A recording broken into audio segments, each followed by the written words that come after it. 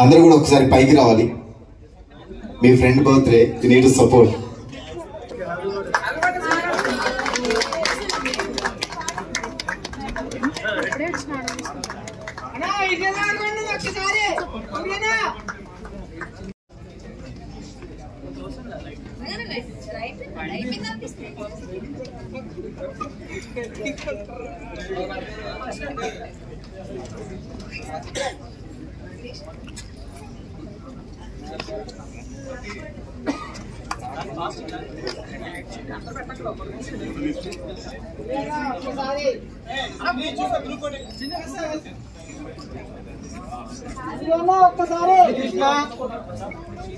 Locations ఇవన్నీ సముద్రంలో మేలో చేశారు అని చెప్పారు. సో ఆ సీజన్ లో అయితే ఎండ చాలా కష్టంగా ఉంటది కదా. సో మామూలుగా లేదండి, దోమ తీరిపోయింది. మామూలుగా లేదు. నవ్వుతూ ఉన్నాడు కానీ నవ్వాను. పాపం పడిన అది అంటారు చూసారా, అది గరల గంటుడు శివుడిలాగా మొత్తం లోపల దాచుకున్నాడు అన్నీ. కాకినాడ పోర్ట్లో చేసామండి. కాకినాడలో న్యాచురల్ లొకేషన్స్, పక్కన బోట్స్ ఇలాగా కదులుతున్నారు. డైరెక్టర్ గారు ఏంటంటే అలలు ఇలా కదులుతున్నప్పుడు ఆయన అటు నుంచి ఎంట్రీ అయితేనే కరెక్ట్గా ఉంటుంది. అంత పర్టికులర్గా ఉన్నారు ఈచ్ అండ్ ఎవ్రీ పాయింట్. అక్కడ మటుకు చాలా అద్భుతంగా కష్టపడి అందరికీ కంఫర్ట్లు ఇచ్చి ఆయన అసలు ఎక్కడ ఎవరిని ఇబ్బంది పెట్టకుండా అద్భుతంగా తీశారు. శ్రీలు గారు, సో అంటే ఏంటి మీ క్యారెక్టర్ అలా ఉండబోతుంది? అంటే ట్రైలర్లో టీజర్ చూసినప్పుడు చాలా ఎమోషనల్గా కనెక్ట్ అవుతుందేమో అనుకుంటున్నాము. సో ఏంటి మీ గురించి ఏం చెప్తారు? సో ఫస్ట్ ఆఫ్ ఆల్ అందరికీ నమస్కారం. నా పేరు శ్రీలు. తెరచాపలో నేను ఒక వన్ ఆఫ్ ది లీడ్ చేస్తున్నా. సో ఈ అవకాశం ఇచ్చిన జోయల్ గారికి చాలా చాలా థ్యాంక్స్. సో జోయల్ గారు ఏంటంటే ఫస్ట్ ఆఫ్ ఆల్ మా డైరెక్టర్ గారికి happy directors day. So Joel గారు ఏంటంటే స్పెసిఫిక్గా ప్రతి ఒక్క క్యారెక్టర్ని అండ్ ఆడియన్స్కి what is the thing you are going to say, అంటే థియేటర్ కావాలి అంటే. సో యాక్చువల్లీ ఇది ఏంటంటే అండి, మనకి ఇంత ముందు కూడా ఈ సముద్రం బేస్డ్ మూవీస్ వచ్చాయి. లైక్ ఇప్పుడు లవ్ థీమ్ ఉంటుంది కానీ అంత డెప్త్ చెప్పట్లేదు స్టోరీస్ యాక్చువల్లీ. సో ఇక్కడ ఏంటంటే మనం ఫుల్ ఫ్లెడ్జ్డ్ గా ఈ ఫిష్ బ్యాక్ డ్రాప్ ఉన్న వాళ్ళ లైఫ్ తోనే వెళ్తున్నాం మనం actually. And background music sir మెయిన్గా నాకు అనిపించిన టీజర్లో బీజిఎంకి ఎక్కువ ఇంపార్టెన్స్ ఇచ్చారు. అలాంగ్ విత్ స్క్రిప్ట్ స్క్రిప్ట్ కంటే కూడా నాకు బీజిఎంకి ఎక్కువ ఇంపార్టెన్స్ ఇచ్చినట్టు అనిపించింది. వాయిసెస్ కూడా బీజిఎం డామినేట్ చేస్తున్నట్టు కొంచెం. ఎందుకు ఆ మ్యూజిక్ తో ఎలివేషన్స్ ఏమన్నా ఉన్నాయా? లేదండి, యాక్చువల్లీ నేను మ్యూజిక్ డైరెక్టర్ గారు మాట్లాడినప్పుడు కూడా ఏంటంటే విజువల్ని చూసే సార్ యాక్చువల్గా మ్యూజిక్ ప్లే చేశారు. యాక్చువల్ అంటే సార్కి నచ్చిందంటే ఓవరాల్ మూవీ చూసిన తర్వాతనే యాక్చువల్గా ఫార్వర్డ్ అయ్యారు. అయితే టీజర్ చూసినప్పుడే సార్ ఏంటంటే దీనికి ఇంపాక్ట్ చాలా బాగుంది, సో ఇది నార్మల్గా వెళ్ళకూడదు ఇది ఎట్టి పరిస్థితుల్లో అని చెప్పి సార్ యాక్చువల్ సారే లిరిక్స్ రాశారు. అది ఎంత స్కోర్ వచ్చిందో ఆ లిరిక్స్ కూడా సారే రాశారు. సో అదే చేశారు. అంతేగాని హైప్ ఇంపార్టెన్స్ అలాంటిది ఏం లేదు, డామినేషన్ ఏం లేదు. మ్యూజిక్ అయితే చాలా బాగుంది sir. And Rakhi,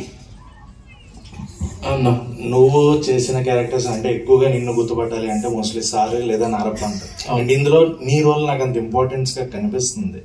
so how your character will be portrayed in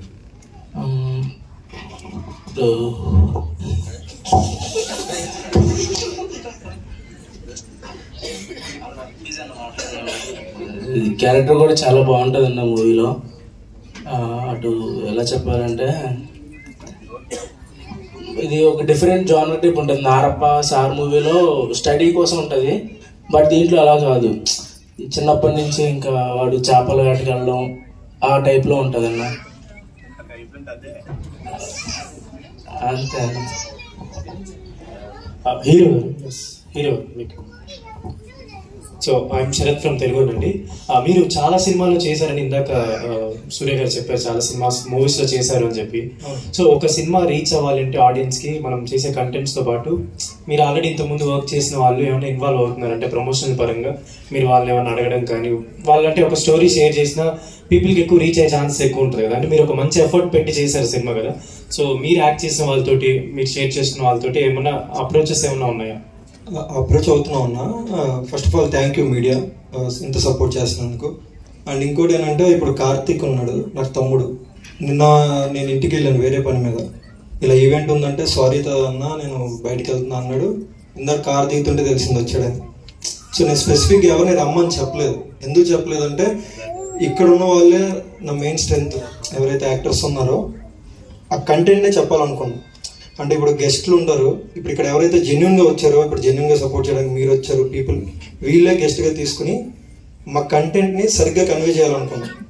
ఇప్పుడు మ్యాగీ సార్ ఉన్నారు, క్యాజువల్గా మాట్లాడుతూ సార్ ఇలా ఫంక్షన్ ఉందన్న, ఆయన వచ్చారు. ఆయన దాంట్లో నేను ఒక రోల్ చేశాను అంతే. సార్ అన్నట్టు జస్ట్ ఒక 1 డే షూట్కి వెళ్ళాను, తర్వాత అది కాస్త ఒక క్యారెక్టర్ అయిపోయింది.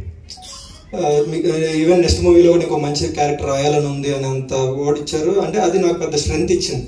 ఈ మూవీ కూడా ఇంత పెద్ద స్పాన్లో చేయడానికి ఏంటంటే మీరు అన్నట్టు ప్రీవియస్ చేసిన ఎవరైతే ఉన్నారో వాళ్ళు ఇచ్చిన స్ట్రెంగ్త్ వల్ల ఇంత పెద్ద అటెంప్ట్ చేయగలిగాం.